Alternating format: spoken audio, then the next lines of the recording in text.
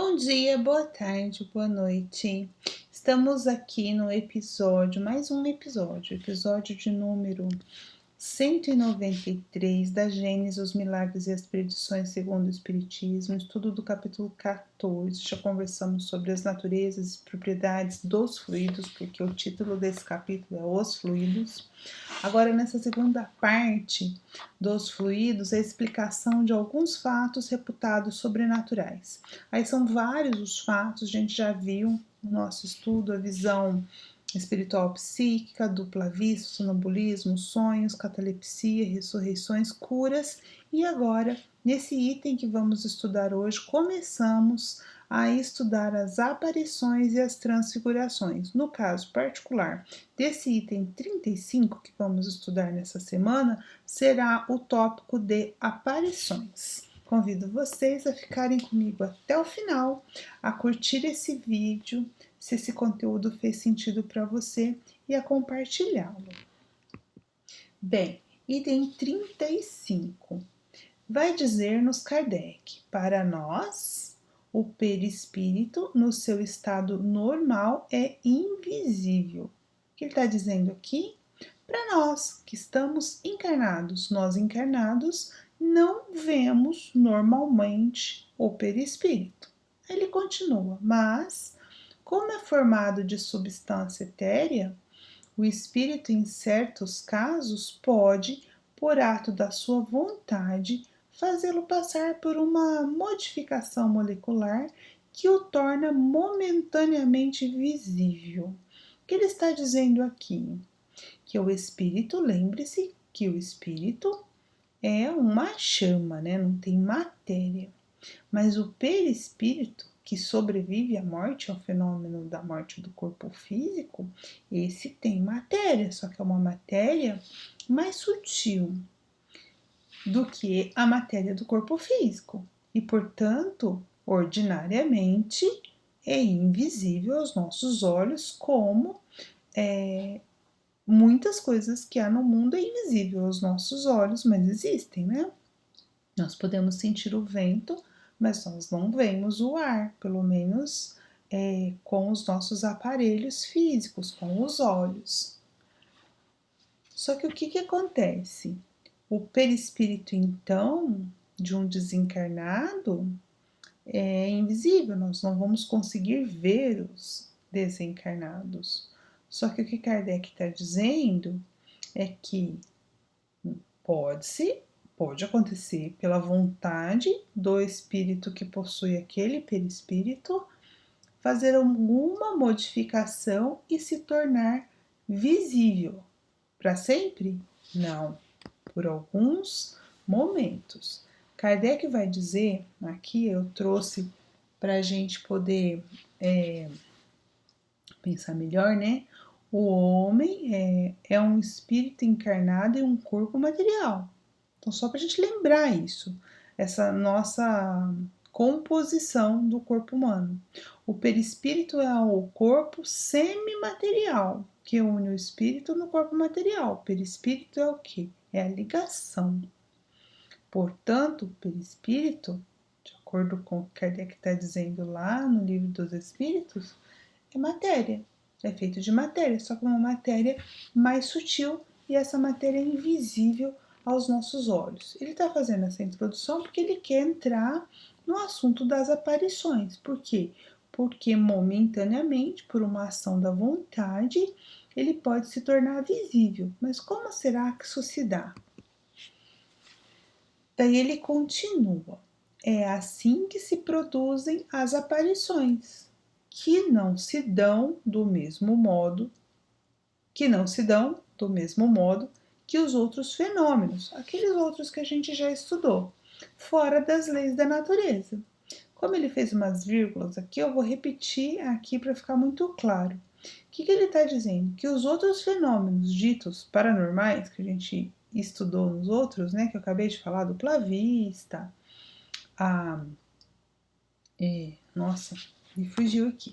Deixa eu voltar. As curas, as ressurreições, essas coisas, né? tinha explicação onde? Qual era a explicação? Por que elas não eram paranormais, mas sim dentro das leis da natureza? Justamente porque a base, o que está na raiz desses fenômenos era a ação dos fluidos, das transformações do fluido cósmico universal. Agora, em relação às aparições, ele vai dizer que é a mesma coisa, que as aparições elas se dão dentro das leis da natureza e que a ciência, nossa ciência, né, normal, não a psíquica, a ciência normal, ela ainda não se deu conta, não consegue estudar esses fenômenos porque não considera a influência do fluido. E vem o Espiritismo com essa proposta de estudar esses fenômenos, tendo como causa gerador a ação do fluido, das várias modificações do fluido no corpo físico ou nas estruturas físicas, na matéria. E ele continua: nada tem esse de mais extraordinário, caso das aparições, do que o do vapor, que quando muito rarefeito é invisível, mas que se torna visível quando condensado. Eu trouxe umas imagens para vocês verem.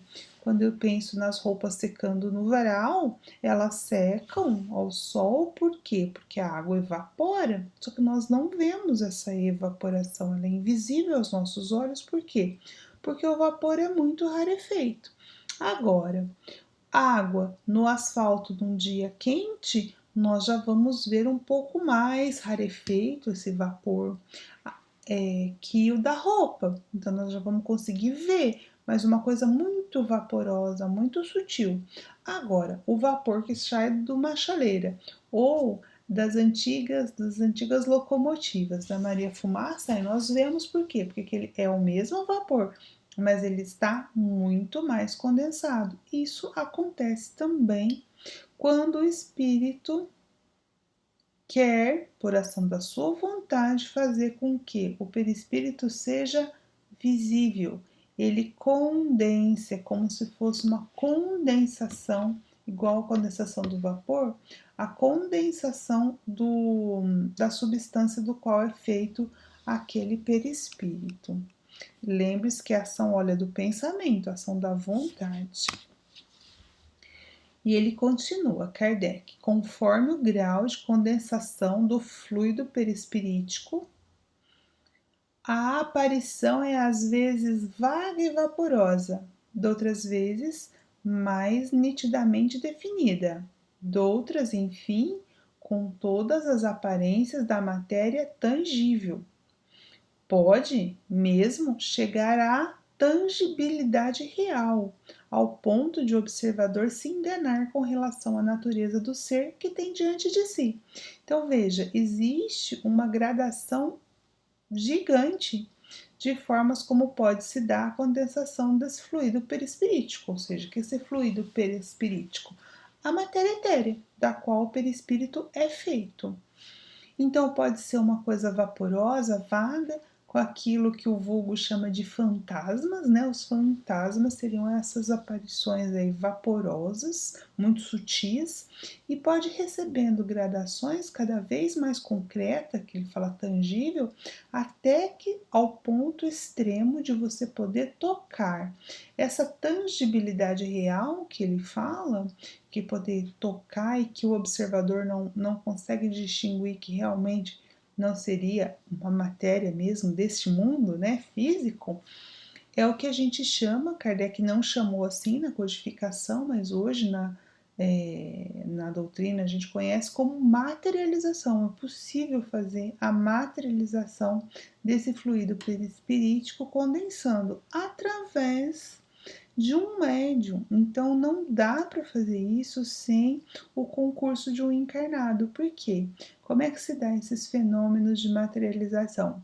Eu preciso de um doador de ectoplasma. Então eu fiz um adendo aqui para explicar para vocês o que é o ectoplasma para a gente poder entender esses fenômenos aí de aparição conforme está nos explicando Kardec. E antes de eu falar do ectoplasma, eu queria contar uma coisa para vocês. Tem uma das revistas espírita, eu não me lembro o ano agora, mas ele vai contar que tem um caso de um irmão que desencarnou muito jovem, criança ainda, e que ele começa a aparecer para a irmã, só para a irmã. Então ela tinha mediunidade, não era, no caso, uma aparição, era só para ela. Só que ela não acreditava, e aí, para que ele pudesse, né, ter credibilidade perante ela, ele começou a fazer alguns efeitos. Um deles foi tão interessante que ele falou que ia dar uma prova para ela. Então ele se faz visível para todos, aí não era só para ela, só que com a forma de um outro irmão dela que estava na escola. E ela trabalhava numa loja, né, de armarinhos e tal.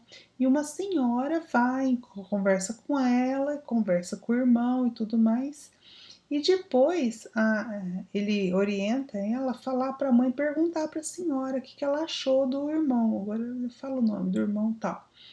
E a mulher confirma que viu o irmão e tudo mais. O irmão naquele momento estava com a mãe. Então a mãe sabia que ele não estaria lá na loja. E foi o espírito, quer dizer, o desencarnado, que conseguiu ter um grau de condensação tão grande que a pessoa que interagiu com ele não conseguia falar, né, que seria um desencarnado, interagiu com ele como se fosse encarnado. Então isso é possível. Então é possível por quê? Porque a menina, no caso a mocinha, ela era uma médium que doou o ectoplasma para que ele pudesse fazer esse fenômeno, condensar o seu próprio fluido perispirítico. Então, o que é um ectoplasma? É uma substância semimaterial fluídica expelida pelos encarnados. Então, o ectoplasma é física, é matéria. Só que é uma matéria um pouco mais rarefeita do que a matéria densa, mas não é matéria etérea. É uma física, pertence ao mundo físico, o ectoplasma. E os desencarnados se usam desse ectoplasma para a densificação do fluido perispirítico. Por quê? Porque ele é moldável. Em 1922, esse termo foi cunhado pelo fisiologista francês Charles Richer, no seu livro Tratado de Metapsíquica. Charles Richer, ele foi um importante cientista, como eu já disse, fisiologista. Ele foi premiado com o Prêmio Nobel em 1913, então bastante conceituado. Depois se dedica ao estudo da metapsíquica e acaba estudando o ectoplasma. Dá o nome de ectoplasma justamente porque ele faz referência a um fluido gelatinoso que está presente no interior das células, das nossas células. Então, pela consistência desse fluido, ele comparou do que ele estava estudando e acabou chamando de ectoplasma em homenagem a esse fluido gelatinoso aí do interior das células. Eu tenho uma frase aqui que eu gostaria de compartilhar com vocês do Bosano. Bosano vai dizer no livro Pensamento e Vontade, ele vai fazer a seguinte afirmativa sobre o ectoplasma. Quanto a Swedenborg, parece que experimentou consigo mesmo. Então, Swedenborg era um pesquisador que fez experiências com o ectoplasma dele mesmo. Aí ele continua, visto que em sua primeira visão iniciática nos fala de uma espécie de vapor que lhe saía de todos os poros, um vapor d'água, asaz visível, que descia até roçar no tapete. Então, o que ele está dizendo aqui? Que o Swedenborg fez experiências e disse isso sobre o ectoplasma, que era uma espécie de vapor que saía pelos poros do corpo e que descia, né? Que vai para o chão. E as imagens que a gente tem do ectoplasma é exatamente isso, de saindo e indo para baixo. Só por critério de, só para a guisa de curiosidade, para quem não conhece Ernesto Bozano, ele nasceu em 1862. Ou seja, era criança quando Kardec desencarna, e ele próprio desencarna em 1943, e ele foi um proeminente pesquisador dos fenômenos espíritas. Aqui tem um caso de materialização que foi, né, como a gente já descobriu, a materialização, pelo menos eu acho que a gente descobriu, né? Já dá para deduzir que a materialização ela é um fenômeno mediúnico, ela precisa do concurso do médium, porque ele precisa doar ectoplasma para que o espírito consiga se fazer visível. Então, é um fenômeno mediúnico no qual um espírito desencarnado ou um objeto qualquer, não proveniente do mundo físico, torna-se visível e tangível. A gente tem casos de espíritos inteiros, né, como eu vou mostrar para vocês, mas tem casos de materialização de flores, tem casos de materialização de uma mão. Uma mão não, gente, perdão, de uma mão da pessoa, tá? E é preciso a intervenção, é uma manifestação considerada uma manifestação de efeitos físicos, assim como eram as batidas na parede, as mesas girantes.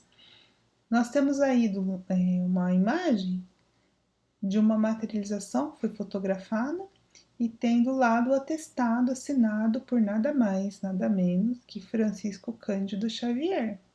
Em maio de 1953, ele fez um relato para dar testemunho do que aconteceu. Houve a materialização de um espírito e isso foi registrado por uma máquina fotográfica. Vejam isso, né? Então, houve uma foto da materialização, ou seja, conseguiu uma densificação do fluido perispirítico a tal ponto que fez o registro num filme fotográfico. E Francisco Cândido Xavier, né, gente? Então, a gente já consegue. Chico, ele tá fora, né, de cogitação, ser charlatanismo e tudo mais, por isso que eu trouxe algo dele, feito, né, por ele, sim, e não outros casos de materialização que poderiam ser considerados suspeitos. Nos capítulos 6 e 7 do Livro dos Médiuns se fala de aparições, de transfigurações. Então eu trouxe particularmente, como nós estamos falando de ectoplasma e de aparição, o capítulo 6 da segunda parte do Livro dos Médiuns fala de manifestações visuais. Os itens 102 e 105 eu vou ler para vocês, para a gente poder ir cruzando as informações da Gênese com as outras 4 obras da codificação, visto que Kardec deixou muito claro, a gente já viu isso lá no início do nosso estudo, que esse livro da Gênese é a autoria dele, não dos espíritos, mas com aquilo que ele aprendeu com os espíritos. Então eu gosto muito quando a gente consegue ir costurando e ir ligando com as outras obras básicas. O item 102 diz que, em geral, apresentam-se os espíritos, tá? Ele está falando, apresentam-se sob uma forma vaporosa e transparente, às vezes vaga e imprecisa. A princípio, é quase sempre uma claridade esbranquiçada, cujos contornos, pouco a pouco, vão se desenhando. De outras vezes, as formas se mostram nitidamente acentuadas, distinguindo-se os menores traços da fisionomia, a ponto de se tornar possível fazer-se uma descrição completa da aparição. Então, Kardec aqui está relatando. Chico, no caso, fotografou. Interessante, né? O item 105 está dizendo que quando o espírito nos aparece, é que pôs o seu perispírito no estado próprio a torná-lo visível. Mas para isso não basta a sua vontade, porque a modificação do perispírito se opera mediante sua combinação com o fluido peculiar ao médium. Então ele está falando aqui da intervenção do médium nesse fenômeno da aparição. Kardec não usou o conceito de ectoplasma, mas aqui ele só não tinha um nome. Ele estava falando desse fluido peculiar ao médium, é o ectoplasma. E por fim, para encerrar o item 35, Kardec diz que são frequentes as aparições vaporosas, ou seja, essas, né, que não tem muita nitidez, forma sob a qual muitos indivíduos, depois de terem morrido, se apresentam às pessoas que lhes são afeiçoadas. Isso acontece, é muito comum, eu vou comentar mais sobre isso daqui a pouco. As aparições tangíveis são mais raras, essas concretas, né, que você vê os traços da pessoa, elas são mais raras. Se bem que haja delas numerosíssimos casos, perfeitamente autenticados. Eu trouxe para vocês esse do Chico. Se o espírito quer dar-se a conhecer, imprime ao seu envoltório todos os sinais exteriores que tinha quando vivo. Tem uma nota de rodapé. A nota de rodapé vai dizer que no livro dos médiuns, na segunda parte, tanto o capítulo 6 quanto o capítulo 7 tem a ver com essas questões trabalhadas aí. O capítulo 6 eu já falei para vocês, que é das manifestações visuais, até já trouxe um trechinho. Agora, o capítulo 7, ele fala de bicorporeidade e transfiguração. Isso nós vamos ver, não é agora não, eu vou trazer na próxima semana, quando a gente for falar de transfiguração, que vai ser os próximos itens. Eu falei que eu ia comentar essa parte, né, das aparições frequentes logo depois da morte das pessoas. Isso é relatado em diversos casos. E no fundo, o que acontece? Não é o fluido perispirítico, mas sim o duplo etérico. Então, se a gente pensar, aqui eu trouxe uma imagem para vocês, o corpo físico. Então, nós temos, né, o corpo físico e o duplo etérico é um corpo energético, é uma parte do corpo físico, porque é físico também, mas é uma parte mais sutil, uma parte energética do corpo físico, é chamado vitalizador do corpo físico e, portanto, pertence ao mundo físico, é matéria. O corpo astral é aquele que sobrevive ao fenômeno que chamamos de morte. As aparições que se dão no intervalo de tempo, a espiritualidade nos ensina que em torno de 72 horas, o duplo etérico ainda ele não foi desintegrado. Ele demora esse tempo, em torno de uns 3 dias, para se decompor e retornar à natureza do planeta Terra. Então ele pode sim aparecer para as pessoas, né, como uma aparição, mas na verdade não precisa de ter média de efeitos físicos, porque é o próprio duplo etérico. Aí eu trouxe uma imagem aí para vocês verem, né, o duplo etérico ele se desprendendo, então após o fenômeno da morte ele se desprende e aí ele pode ter algumas ações, que é isso que eu estou falando, algumas aparições, dentro de um período curto de tempo.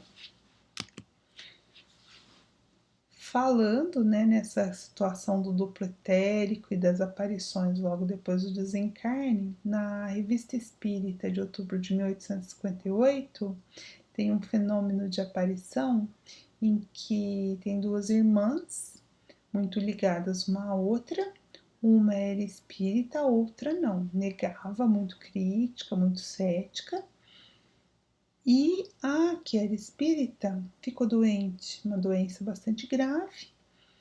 E ela, um certo dia, a irmã estava lá cuidando dela, ela diz o seguinte, que a irmã viu que ela melhorou, conversou com ela, e na conversa ela disse o seguinte, que ela ia realmente morrer dentro de poucas horas, mas que ela ia dar uma prova para ela, para a irmã, da existência, da sobrevivência após a morte.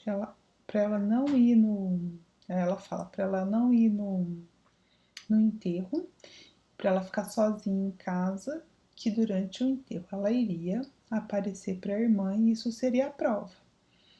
E aí eu trouxe um trechinho da fala da irmã, do relato da irmã. Olha o que ela diz, a irmã encarnada, né? Apenas decorridos 5 minutos o quê? De que tinha saído, né, o cortejo para fazer o enterro, contou mais tarde a senhorita Helves. Vi como que uma nuvem branca a se destacar no fundo do apartamento. Pouco a pouco, essa forma se desenhou melhor. Era de uma mulher semivelada. Aproximou-se de mim lentamente. Discerni o ruído de passos leves no assoalho. Por fim, meus olhos espantados se acharam em presença de minha irmã. Portanto, a irmã deu a prova para ela e, de acordo com o que nós estamos estudando, podemos compreender que foi exatamente o duplo etérico da irmã que lhe apareceu. O artigo não fala se a mulher se convenceu ou não da sobrevivência do espírito após a morte, mas eu acredito que sim. Era isso que eu tinha para hoje, o item 35. Grande beijo, até semana que vem.